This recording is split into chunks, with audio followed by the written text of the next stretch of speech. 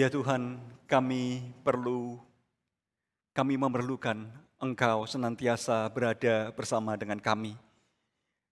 Kami perlu Engkau senantiasa dekat di samping kami. Kami perlu sebab kami menyadari bahwa kami anak-anak-Mu adalah anak-anak-Mu yang lemah. Kami perlu karena di dalam setiap langkah dan upaya terbaik kami seringkali tetap saja mengambil langkah-langkah hidup yang salah. Tuhan, kami perlu, karena kami tidak mengerti tentang hari esok kami. Engkaulah yang memegang hari esok kami. Tuhan, kami perlu petunjuk jalan-Mu. Kami perlu dukungan-Mu. Kami perlu berkat-Mu. Pada pagi hari ini, ketika kami rindu untuk mendengarkan firman-Mu, kami juga perlu pekerjaan Roh Kudus di dalam hati kami yang mempersiapkan hati kami untuk boleh mendengar berita kebenaran dari firman Tuhan. Kami perlu firman-Mu yang menjadi pelita bagi kaki kami dan terang bagi jalan kami. Dan siapkanlah hati kami untuk boleh mendengar kebenaran firman-Mu. Dan biarlah damai-Mu beserta dengan kami. Ketenangan yang berasal daripada-Mu boleh diberkati di dalam hati kami. Sehingga kami boleh fokus untuk mendengarkan firman-Mu. Berbicaralah kepada kami, sebab kami perlu. Inilah doa kami yang kami panjatkan dengan iman di dalam nama Tuhan Yesus Kristus. Amin. Selamat pagi Bapak Ibu Saudara-saudari sekalian. Bulan ini adalah bulan keluarga dan tema kita pada hari ini masih melanjutkan tema tentang keluarga. Ya. Dan terkait dengan tema ini, dengan bulan keluarga ini, maka tema kita pada hari ini adalah favoritism. No, maksudnya apa favoritism? Adalah satu kecenderungan dari orang tua untuk memberikan kasih sayang ataupun perhatian lebih daripada yang lainnya. Kalau istilah bahasa Indonesia, bahasa Jawa begitu ya, pilih kasih gitu. Pilih kasih, favoritism is no, ya. Dan equality, kesetaraan, kesejajaran, keadilan bagi pembinaan dan pendidikan anak-anak kita berkata yes, begitu ya. Jadi terkait dengan tema ini, saya mengajak kita untuk membaca satu bagian dari kitab suci yang terambil dari Kejadian 37 ayat yang pertama hingga ayat yang keempat. Ini adalah bagian yang pertama ya. Saya akan membacakannya bagi Bapak, Ibu dan saudara-saudari sekalian. Demikian bunyi firman Tuhan. Yakub tinggal di tanah Kanaan, di negeri tumpangan ayahnya. Inilah riwayat keluarga Yakub. Yusuf yang berumur 17 tahun menggembalakan kambing domba bersama-sama saudara-saudaranya. Ia biasa membantu anak-anak Bilha dan Silpa, kedua istri ayahnya. Yusuf menyampaikan kepada ayahnya kabar tentang perilaku buruk saudara-saudaranya.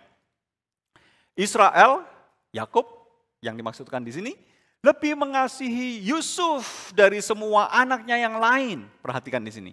Lebih mengasihi Yusuf dari semua anaknya yang lain. Sebab Yusuflah anaknya yang lahir pada masa tuanya. Ia menyuruh membuat jubah yang sangat indah bagi dia. Ketika saudara-saudaranya melihat bahwa ayah mereka lebih mengasihi Yusuf dari semua saudaranya, mereka pun membencinya dan tidak dapat lagi berbicara baik-baik kepadanya. Singkat cerita, kita bisa melihat di seluruh kisah kejadian selanjutnya adalah timbul perencanaan untuk membunuh Yusuf, tetapi kemudian itu batal dan akhirnya Yusuf itu dijual ke Mesir. Ya, dan ayat selanjutnya kita lihat bahwa ketika Yusuf sudah di Mesir dan kemudian mengalami rekonsiliasi dengan saudara-saudaranya, ini yang dikatakan Yusuf kepada saudara-saudaranya. Tetapi sekarang janganlah bersusah hati dan janganlah menyesali diri karena kamu menjual aku ke sini. Sebab untuk memelihara kehidupanlah Allah menyuruh aku mendahului kamu. Maka Allah telah menyuruh aku mendahului kamu untuk menjamin kelanjutan keturunanmu di bumi ini dan untuk memelihara hidupmu sehingga sebagian besar daripadamu tertolong. Jadi, bukanlah kamu yang menyuruh aku ke sini, tetapi Allah, Dialah yang telah menempatkan aku sebagai bapa bagi Firaun dan tuan atas seluruh istananya, dan sebagai kuasa atas seluruh tanah Mesir. Selanjutnya di dalam Kejadian 50 ayat yang ke-20, Yusuf sekali lagi berbicara seperti ini kepada saudara-saudaranya. Memang kamu telah mereka-rekakan yang jahat terhadap aku, tetapi Allah telah mereka-rekakannya untuk kebaikan, dengan maksud melakukan seperti yang terjadi sekarang ini, yakni memelihara hidup suatu bangsa yang besar. Bapak, Ibu, saudara-saudari sekalian, kita perlu mengingat bahwa kita sebagai manusia itu memiliki satu kebutuhan dasar yang sangat-sangat esensial. Kebutuhan dasar ini berbeda dengan kebutuhan dasar material, seperti makanan, papan, sandang, pangan, begitu ya. Tetapi kebutuhan dasar ini bukan merupakan sesuatu yang material, tetapi sekalipun ini bukan merupakan sesuatu yang material, namun itu merupakan sesuatu kebutuhan yang sangat-sangat mendasar di dalam kehidupan kita sebagai manusia. Ya, ini kebutuhan akan apa? Itu adalah kebutuhan akan kasih, Bapak Ibu sekalian. Siapapun di antara kita itu merindukan yang namanya kasih itu sendiri. Dan ketika seorang bayi itu dilahirkan, maka respon kasih dari papa mamanya itu merupakan satu respon pertama, respon kasih pertama yang diterima oleh anak-anak itu.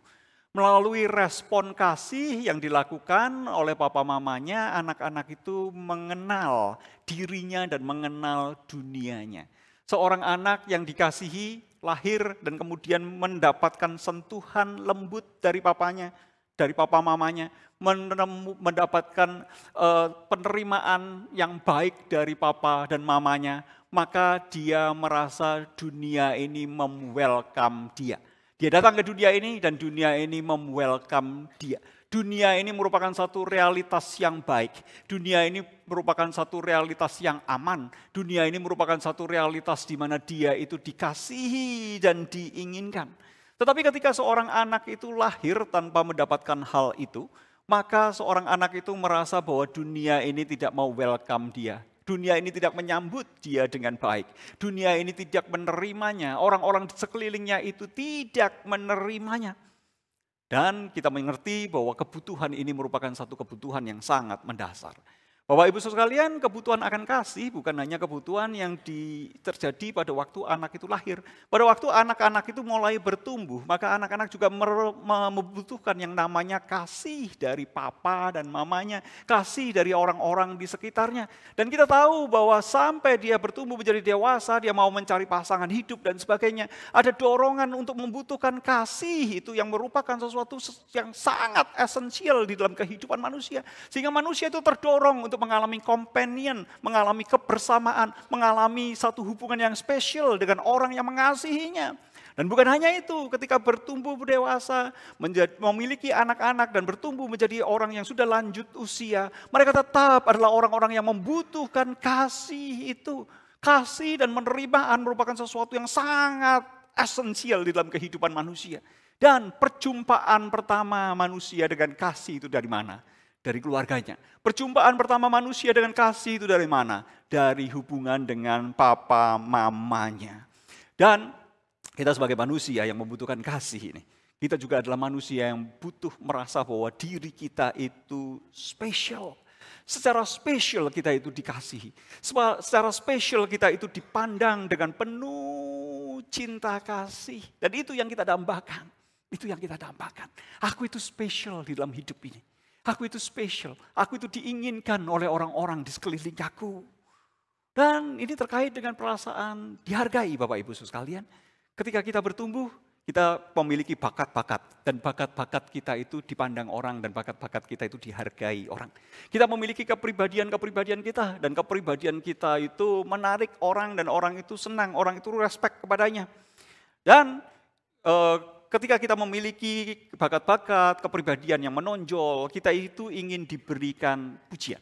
Kita ingin diberikan afirmasi bahwa yang kamu lakukan itu sudah benar. Yang kamu lakukan itu sudah bagus, sudah baik. Dan afirmasi seperti ini kita butuhkan. Jikalau kita bertumbuh dengan kurangnya afirmasi, kurangnya kasih seperti ini, maka kehidupan kita itu akan bertumbuh menjadi seorang yang lubang. Dan lubang itu bisa menjadi permasalahan secara pribadi ataupun akhirnya menjadi permasalahan kepada orang lain. Karena kita merasa tidak dihargai oleh orang lain dan sebagainya, Bapak Ibu sekalian. Bapak Ibu sekalian, berbicara tentang kehadiran seorang anak di dalam rumah dan bagaimana kita sebagai orang tua itu membesarkan anak-anak kita, mendidik anak-anak kita, bagaimana parenting yang kita lakukan dan apa hubungannya itu dengan jati diri anak itu, ya.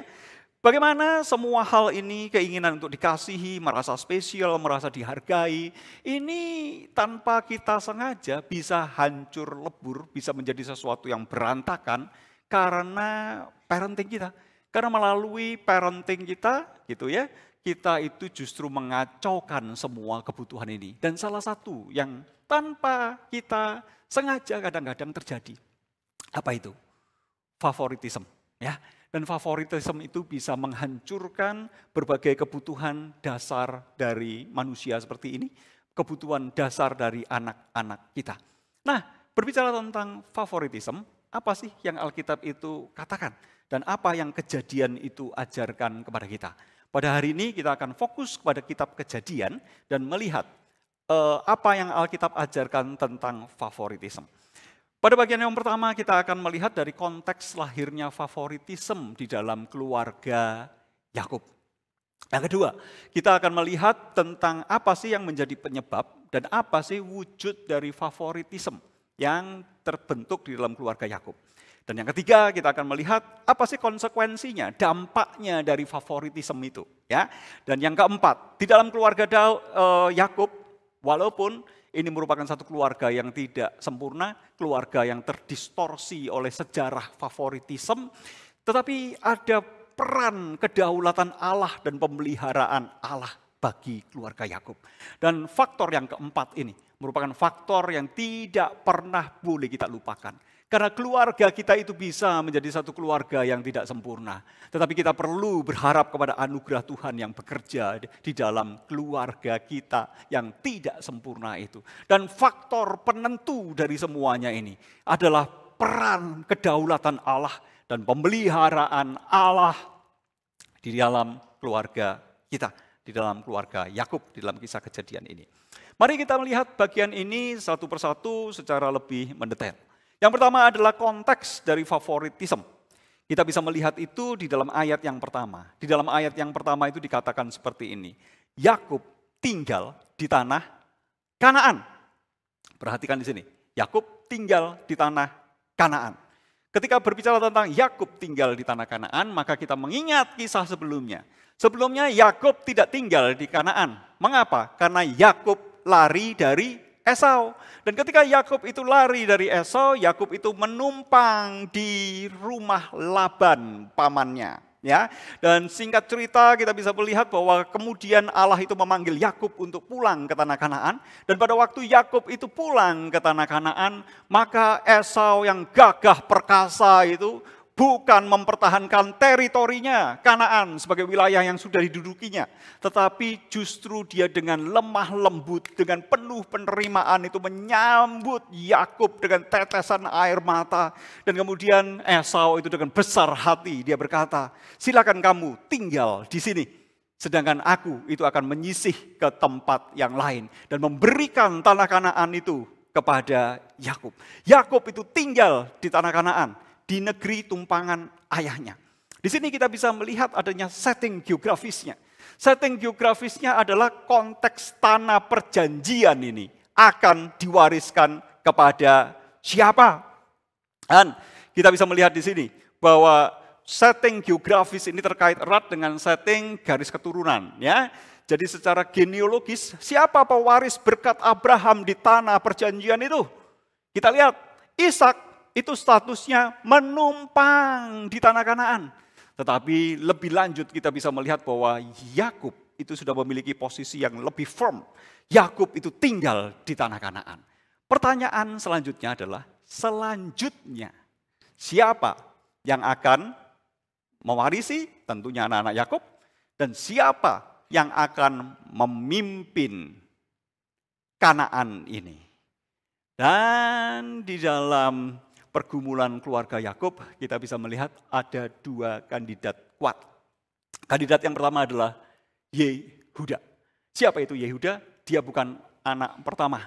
Anak pertama itu adalah Ruben. Tetapi dia adalah anak laki-laki keempat dari Lea, istri pertama dari Yakub itu sendiri.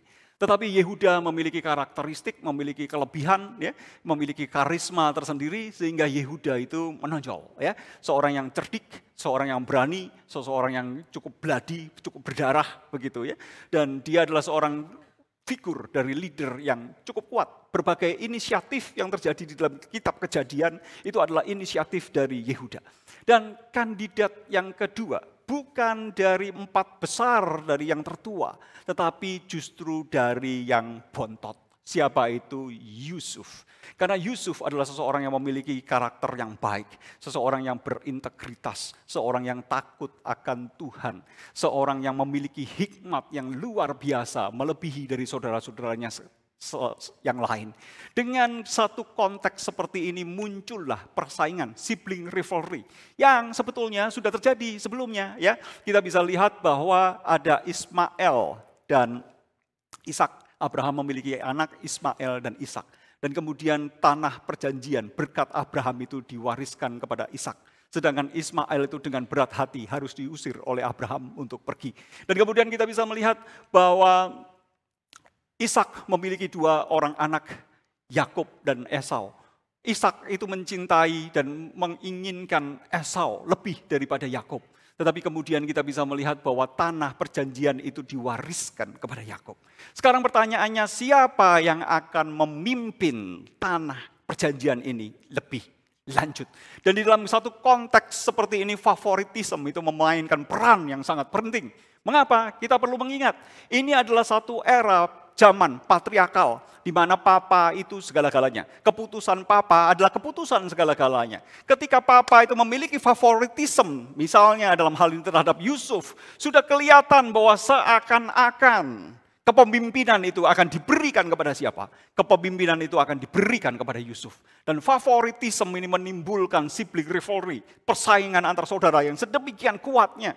Kalau dalam konteks kita mungkin ketika kita akan memberikan perusahaan kita, kepada siapa perusahaan itu akan kita percayakan, gitu kan? Kepada siapa kita berikan kepemimpinan atas perusahaan itu akan menimbulkan satu sibling rivalry di dalam keluarga kita. Mungkin hal yang seperti itu yang bisa mirip kita lihat di sini. Dan lebih lanjut, kita akan melihat bagian yang kedua tentang penyebab dan wujud favoritisme. Dalam hal ini kita lihat terlebih dahulu dengan studi karakter, studi penokohan dari Yusuf. Siapa itu Yusuf? Yusuf pada waktu itu baru berumur 17 tahun. Yusuf adalah seorang anak yang masih junior. Dan di dalam urusan bisnis keluarga ayahnya, apa sih peran dari Yusuf sebagai anak junior itu?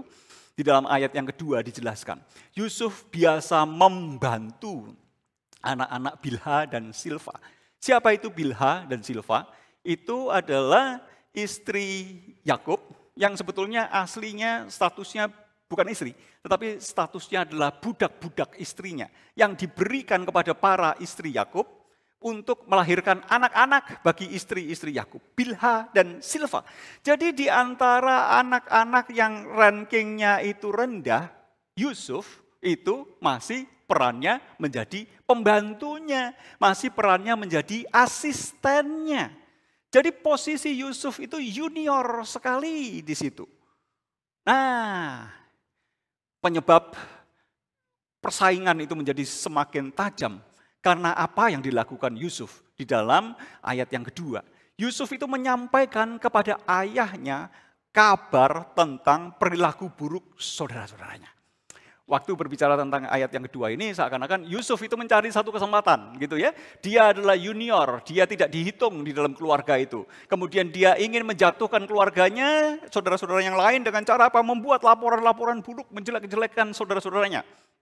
Namun nampaknya cerita keseluruhan dari kitab Kejadian tidak mengindikasikan bahwa Yusuf itu memiliki karakter yang seperti itu. Karena Yusuf adalah seseorang yang memiliki integritas dan itu merupakan sesuatu yang dijelaskan di dalam keseluruhan dari kisah dari Kejadian itu sendiri. Dan yang ingin ditekankan melalui ayat ini oleh penulis Alkitab adalah Yusuf digambarkan sebagai seseorang yang memiliki integritas. Dia adalah seorang truth teller. Dia adalah seseorang yang akan mengatakan kebenaran dan mengatakan itu apa adanya. Dan dengan satu kondisi yang seperti ini, maka Yusuf itu walaupun kecil, dia kecil-kecil adalah orang kepercayaan papanya. Dan dia ditempatkan oleh papanya untuk menjadi apa? Menjadi truth teller, menjadi mata-mata, menjadi CCTV untuk melihat sebetulnya yang dilakukan oleh anak-anak Yakub yang lain itu apa, ya. Zaman dulu belum ada CCTV. Jadi CCTV-nya pakai siapa? Pakai Yusuf itu. Dan itu menempatkan Yusuf di dalam satu posisi yang sebetulnya itu tidak mudah. Seorang anak yang sangat disayangi oleh papanya, seorang anak yang junior, dan seorang anak yang dipakai untuk menjadi CCTV bagi saudara-saudaranya yang lain. Lebih lanjut, Bapak Ibu Saudara sekalian, ketika berbicara tentang penyebab dan wujud favoritisme ini, kita lihat sekarang Yakobnya itu seperti apa. Ternyata Yakub membuat satu action yang mengejutkan. Apa yang dilakukan Yakub? Ia menyuruh membuat jubah yang sangat indah bagi Yusuf. Bapak Ibu sekalian, baju yang sangat indah ini di dalam LXX terjemahan dari bahasa Latin atas perjanjian lama itu adalah jubah dengan banyak warna. Ya. Jadi jubah yang sangat indah, jubah dengan banyak warna. Ini bukan cuma masalah yang satu itu dibelikan baju bagus, yang satu tidak dibelikan baju bagus. Bapak Ibu Saudara sekalian, kita perlu mengingat bahwa di dalam satu konteks kuno pada waktu itu, baju itu menentukan status seseorang. Ya, budak itu tidak menggunakan baju yang sama dengan orang merdeka. Orang merdeka tertentu itu punya kelas-kelas yang berbeda-beda satu dengan yang lain. Prajurit itu memiliki pakaiannya sendiri, petinggi-petinggi negara itu memiliki pakaiannya sendiri, pedagang itu memiliki pakaiannya sendiri, imam itu memiliki pakaiannya sendiri. Dan ketika Yusuf itu diberikan baju yang sangat indah ini, ada satu konotasi, ada satu simbol yang menyimbolkan tentang status dari Yusuf itu sendiri. Dengan ini seakan-akan papanya itu memberikan satu status yang terhormat di dalam keluarganya, melebihi dari semua yang lain. Dengan pakaian ini, status Yusuf itu menjadi seorang pemimpin di dalam keluarganya. Ketika berbicara tentang keagamaan, spiritualitas, maka pakaian itu juga merupakan sesuatu simbol. Pakaian yang berjubah-jubah begitu ya, dengan berbagai ornamen-ornamen, itu menunjukkan kepemimpinan dari secara spiritual, memiliki fungsi dari keimaman.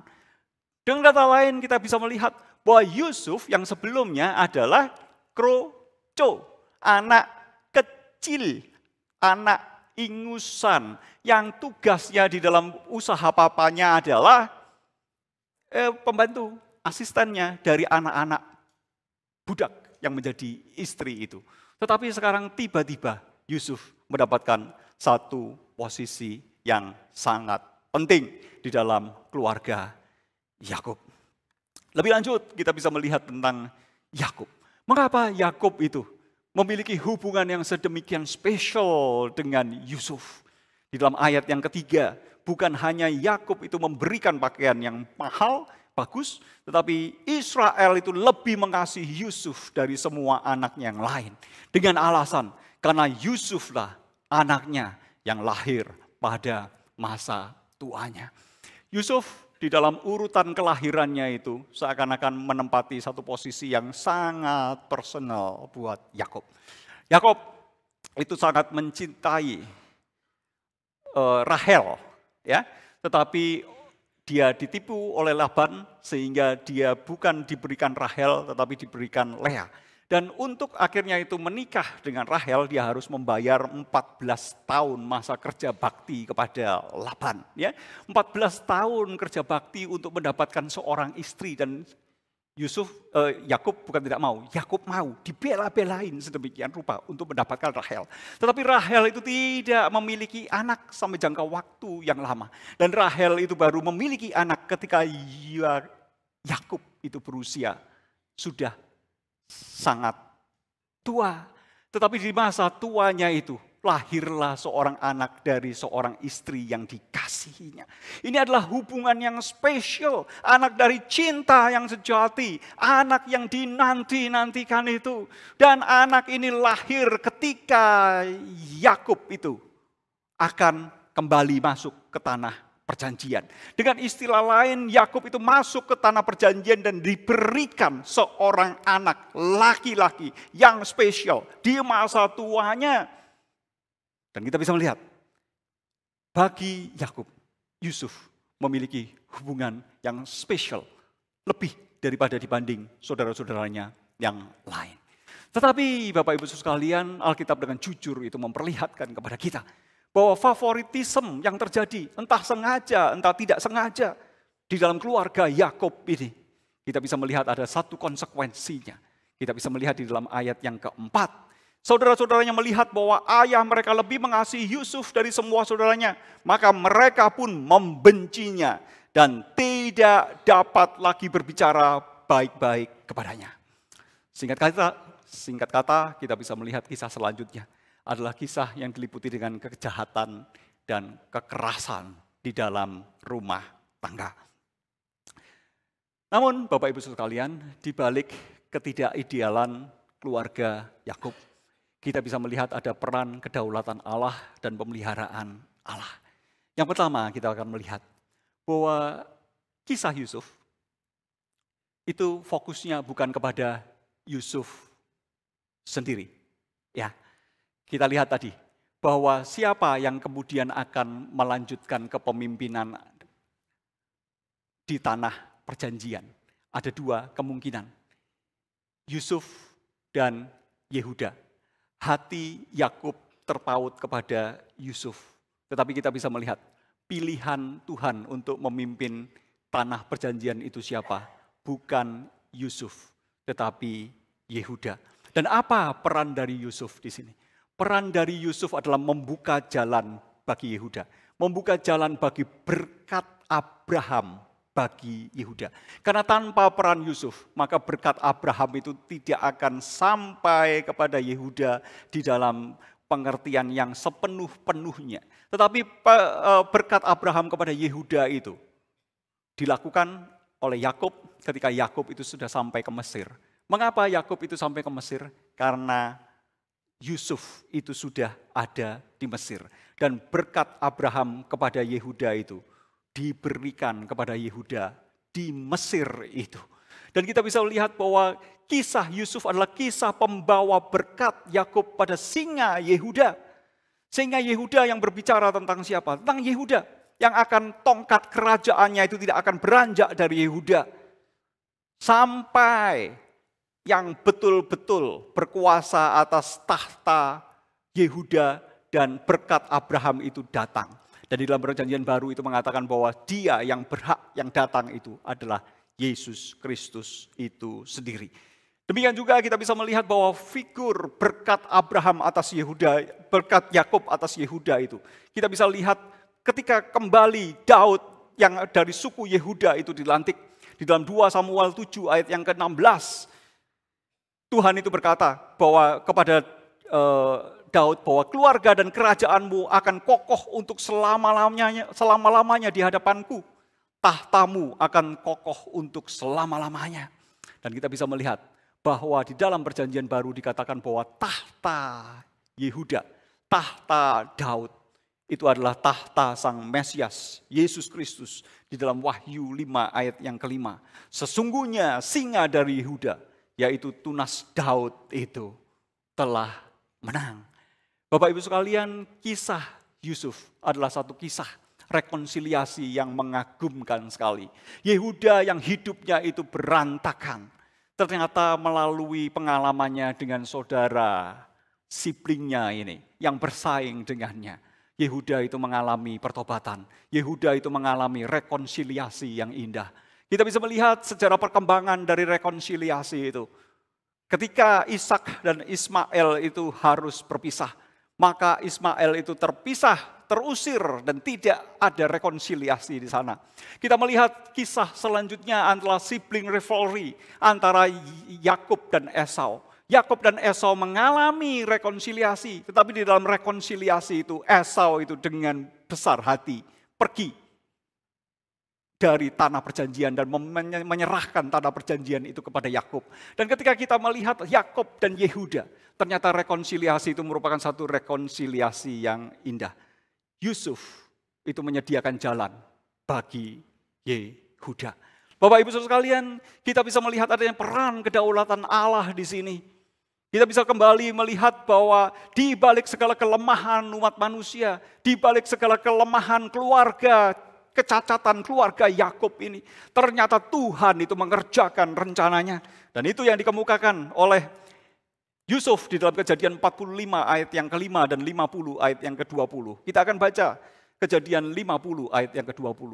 Memang kamu telah mereka-rekakan yang jahat terhadap aku, tetapi Allah telah mereka-rekakannya untuk kebaikan dengan maksud seperti yang terjadi sekarang ini, yakni memelihara hidup suatu bangsa yang besar.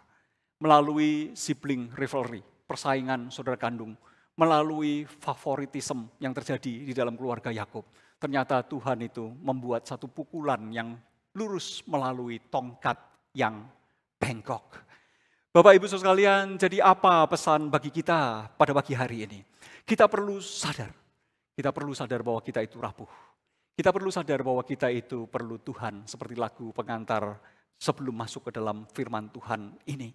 Kita perlu waspada terhadap kecenderungan hati kita. Dan kecenderungan hati kita yang perlu kita waspadai adalah favoritisme. Ya. Berbicara tentang parenting, adalah favoritisme terhadap anak-anak kita. Waspada terhadap kecenderungan itu. Hal itu bisa terjadi tanpa kita sadari.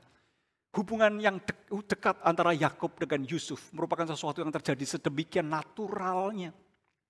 Mungkin itu bukan sesuatu yang disengaja oleh Yakub, tetapi hal itu terjadi dengan begitu saja.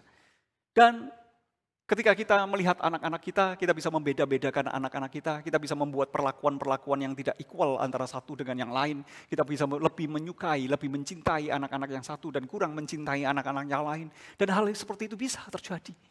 Tetapi kita perlu mengingat bahwa kita juga tidak berjalan sendiri. Di balik segala kelemahan kita memiliki Tuhan. Dan kita perlu mengundang Tuhan, melibatkan Tuhan, terlibat di dalam rencana keluarga kita. Karena dialah yang memiliki rencana atas keluarga kita. Sebagai aplikasinya, Bapak Ibu Saudara sekalian, kita perlu memperhatikan beberapa hal. Yang pertama, kita perlu sadar ada apa sih di balik favoritisme kita itu. Kenapa kok kita bisa favorit kepada yang satu dan kita tidak favorit kepada yang lain. Yang kedua, Bapak Ibu Saudara sekalian, kita perlu menyadari bahwa favoritisme itu menyakitkan, favoritisme itu menghancurkan. Favoritisme bukan hanya menghancurkan dan merusak keluarga, favoritisme juga bisa menghancurkan dan merusak komunitas, favoritisme bisa menghancurkan dan merusak satu gereja. Kita perlu sadar dampak negatif dari favoritisme itu. Yang kedua, yang ketiga, kita perlu memperkuat interaksi positif di dalam keluarga kita. Dan yang keempat, kita perlu tetap mengharapkan peran Tuhan yang memberikan kepada kita iman, harap, dan kasih. Bapak Ibu sekalian, ketika berbicara tentang sadar apa yang dibalik favoritisme kita itu bisa memiliki favoritisme karena anak-anak kita itu memiliki kesamaan, kemiripan, kecocokan dengan kita. Contoh di dalam Alkitab kita bisa lihat bahwa Ribkah begitu ya, cocok dengan Yakub. Mengapa? Karena Yakub adalah seorang yang anak rumahan, yang dekat dengan dia, yang manja-manja dengan dia, yang ada di rumah dan membantu masak mamanya. Ya, jadi melalui hubungan membantu masak dengan mamanya, maka Ribkah itu memiliki hubungan yang dekat dengan Yakub. Sedangkan papanya Ishak itu memiliki hubungan yang dekat dengan Esau. Mengapa? Karena Esau begitu lahir itu kekar, berbulu begitu ya. Dan dia adalah seorang pemburu yang hebat. Dan ini merupakan satu gambaran ideal dari papanya begitu ya. Bahwa ini adalah seorang leader yang sebetulnya itu bisa diharapkan. Dan bukan hanya itu, papanya itu suka makan daging buruan. Dan siapa yang memburukan papanya itu? Yang suka berburu adalah Esau. Ada kemiripan, ada kesamaan, ada preferensi yang saling terkait satu dengan yang lain. Demikian juga kita itu tanpa disadari memiliki ekspektasi atas hidup, ekspektasi atas apa itu keberhasilan. Dan kita bisa melihat, oh anak yang seperti ini lebih bisa diharapkan daripada anak yang itu. Karena anak yang seperti ini lebih sesuai dengan ekspektasiku. Demikian juga kita bisa melihat bahwa kita itu memiliki sistem nilai yang penting bagi kita itu seperti Yakub, yang penting itu berburu, manly, itu penting buat Ribka, yang penting itu yang family man, itu penting begitu ya. Kita bisa memiliki sistem value yang berbeda satu dengan yang lain dan itu akan mempengaruhi kita. Mengapa kita lebih mengasihi yang satu dan lebih mengabaikan yang lainnya? Kita memiliki berbagai bias-bias ketika melihat anak kita. Lihat anak yang satu aja belum apa-apa sudah gregetan, sudah jengkel begitu ya. Dengar dia ngomong aja kita rasa dia sudah ngajak kita bertengkar begitu. Sedangkan anak yang satu itu manis dan sebagainya. Dan kita memiliki bias-bias tertentu. Yang satu itu tukang sengaja cari gara-gara kepada aku. Yang satunya melihat yang ini nice gitu ya. Kita bisa memiliki berbagai bias, kita bisa memiliki berbagai preferensi, kita bisa memiliki berbagai bentuk-bentuk kebanggaan. Aku itu bangga kalau anakku seperti ini dan itu didapat dari figur anakku yang pertama misalnya, tetapi tidak didapatkan dari figur anakku yang kedua atau dan sebagainya dan sebagainya. Kita memiliki norma-norma sosial, seperti misalnya anak laki-laki itu lebih berharga daripada anak perempuan. Anak laki-laki itu keluarga dalam, anak perempuan itu keluarga luar, nanti diambil orang lain. Ya, itu adalah norma-norma sosial yang memengaruhi bias-bias kita. Anak-anak kita itu punya performa yang berbeda-beda, punya tampilan yang berbeda-beda, punya sifat yang berbeda-beda. Dan kita itu memiliki like and dislike di antara mereka. Karena ini merupakan sesuatu yang complicated dan kadang-kadang itu terjadi secara natural dan tanpa kita sadari. Kita perlu melakukan reality check. Kita melihat, mengecek begitu ya, apakah kita sudah balance di dalam memberikan kasih sayang kepada anak-anak kita. Ya, kita perlu melakukan cek itu dengan cara menyediakan wadah komunikasi yang terbuka. Sehingga ketika anak-anak itu merasa diperlakukan unfair, anak-anak itu berani berkata unfair. Dan itu bagus kalau anak bisa ngomong unfair. Daripada diam-diam dia memiliki satu sibling rivalry yang tidak sehat kepada saudaranya. Dan ketika anak itu berkata unfair, kita perlu memperhatikan dengan betul apa yang dia maksudkan dengan unfair, apa yang dia rasakan sebagai unfair itu. Dan kita perlu memastikan bahwa masing-masing anggota keluarga kita itu merasa dikasihi. Semua anak-anak kita itu merasa dikasihi dan diperhatikan. Dan juga kita perlu memperhatikan hubungan antara suami dan istri. Karena kadang-kadang persaingan saudara kandung itu terjadi bukan karena yang lain. Itu adalah cerminan dari persaingan antara suami dan istri. Suami dan istri pada akhirnya di dalam persaingannya, di dalam konfliknya, memilih timnya, memilih bolo-bolonya sendiri, membentuk geng-gengnya sendiri, sehingga geng-gengnya itu juga berseteru. Persaingan saudara kandung di dalam keluarga Yakub itu terjadi karena persaingan istri-istri Yakub. Dan itu terjadi dan itu menular kepada persaingan anak-anak mereka. Dan karena itu kita perlu membuat suasana keluarga itu menjadi hidup baik. Semasing-masing individu, suami, istri, anak-anak, semua itu merasa dikasihi, semua itu merasa diperhatikan. Dan ketika kita menyadari bahwa favoritisme itu bisa terjadi, kita perlu meminta Tuhan menolong membuat keseimbangan, meminta Tuhan hikmat untuk mengatur. Kita perlu melakukan secara setara, secara seimbang, secara adil, perhatian kita, dukungan kita, pemberian waktu kita. Bapak Ibu sekalian, hal yang kedua sebagai aplikasinya kita perlu sadar dampak negatif dari favoritisme itu bagi keluarga kita dan bagi anak. Dan kita sudah melihat contohnya di dalam Alkitab, di dalam keluarga Yakub itu. Bapak Ibu sekalian, favoritisme itu akan diikuti dengan rusaknya hubungan. Hubungan dengan siapa? Antara orang tua dengan anak. Baik anak yang favorit ataupun anak yang tidak favorit itu akan mengalami ketegangan hubungan dengan orang tuanya di dalam favoritisme. Bagi anak yang tidak favorit, dia akan merasa tidak dikasihi, dia merasa tidak diinginkan, dia merasa tidak diperlakukan secara adil. Dan itu menimbulkan ketegangan dengan orang tuanya. Tetapi bagi anak yang favorit, itu juga menimbulkan ketegangan dengan orang tuanya. Mengapa? Karena kadang-kadang ada satu hubungan yang seringkali itu tidak sehat. Ekspektasi orang tuanya itu melekat kepada anak itu. Sehingga anak itu memiliki satu beban ekspektasi yang sedemikian berat dari orang tuanya. Bapak Ibu sekalian, kita bisa melihat bahwa dampak dari favoritisme itu bisa merambat kepada keretakan di dalam rumah tangga. Ya, jadi bukan hanya pertengkaran suami istri yang tajam, tetapi juga pertengkaran saudara kandung yang tajam. Dan kadang-kadang pertengkaran itu merupakan satu pertengkaran yang permanen. Terkadang kita bisa melihat bahwa ada keluarga yang pada akhirnya itu betul-betul hancur. Suami dan istri itu bercerai. Dan bukan hanya suami dan istri itu bercerai, anak-anak pun itu terpisah satu dengan yang lainnya. Karena memang hubungan itu sudah buruk dan kadang-kadang terjadi tanpa kita itu sengaja untuk melakukannya. Kita bisa melihat bahwa dampak yang jelas adalah adanya persaingan saudara kandung. Dan persaingan itu bisa berarti putusnya hubungan, relasi, persaudaraan itu sendiri. Dan bukan hanya itu Bapak Ibu sekalian, rusaknya hubungan itu terjadi adalah dalam diri anak kita dengan siapa? Bukan dengan orang lain, tetapi dengan dirinya sendiri. Adanya satu distorsi gambar diri.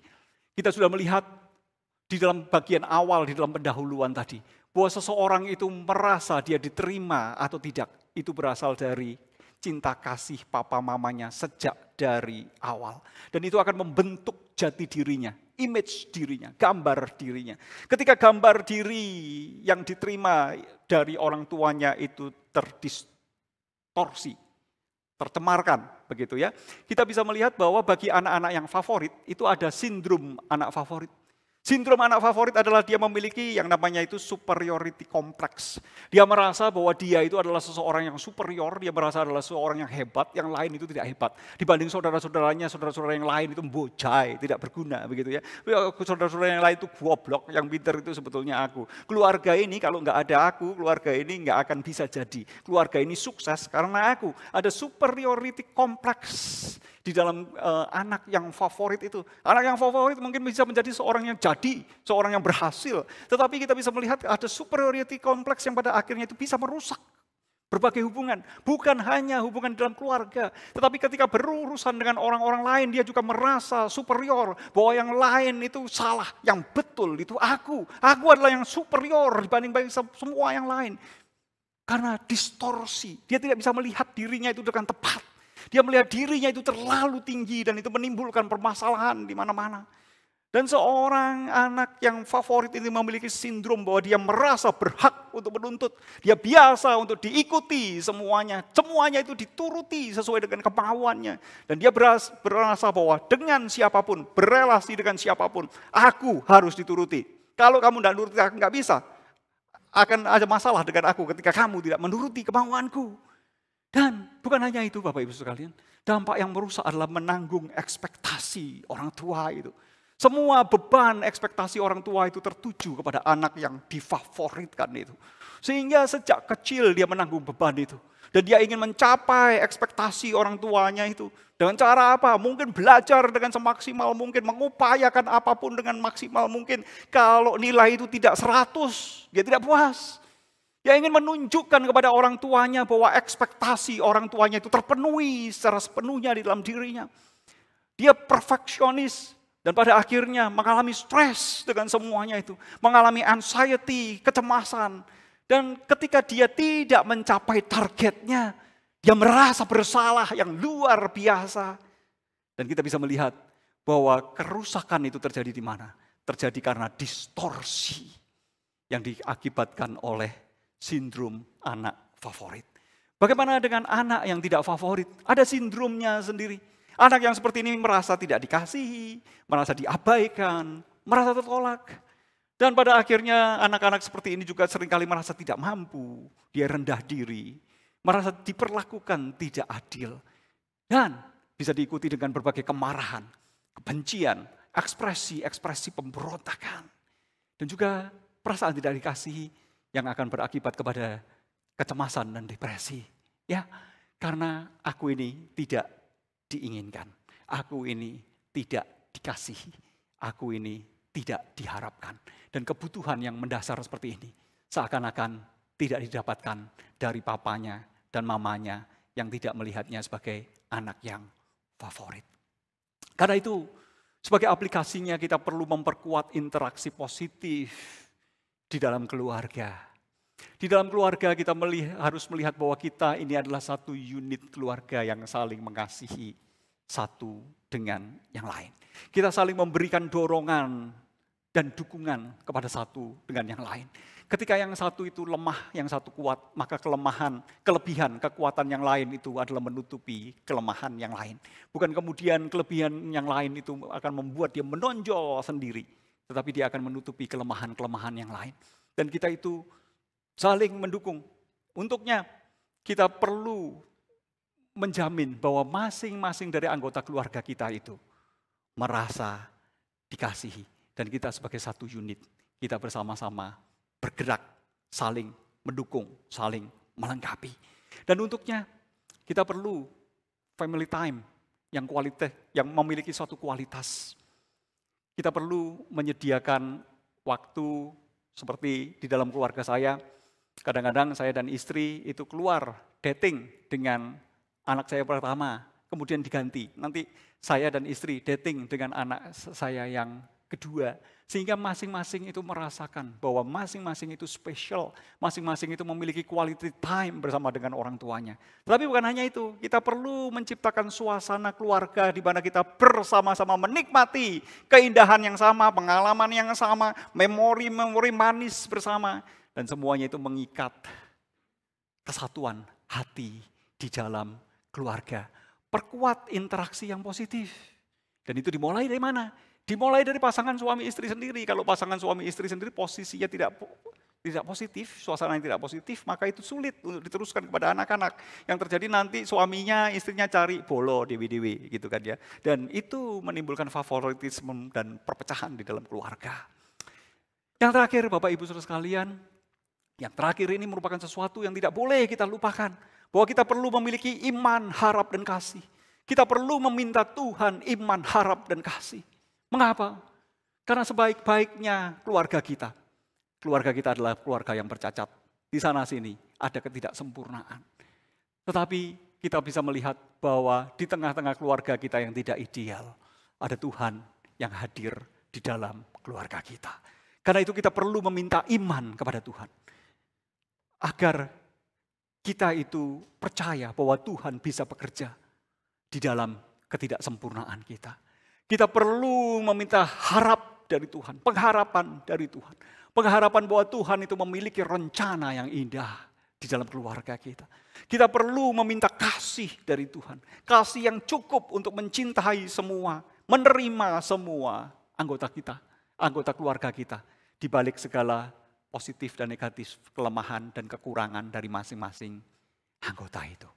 Dengan demikian, maka favoritisme yang kadang-kadang terjadi tanpa kita sengaja, kita bisa mencoba untuk meminta anugerah Tuhan yang membenahinya. Karena Dia adalah Tuhan yang bekerja di dalam keluarga kita. Amin. Mari kita berdoa. Pada pagi hari ini kami mengucap syukur untuk firman-Mu. Firman-Mu yang dengan gamblang memberikan satu contoh kepada kami.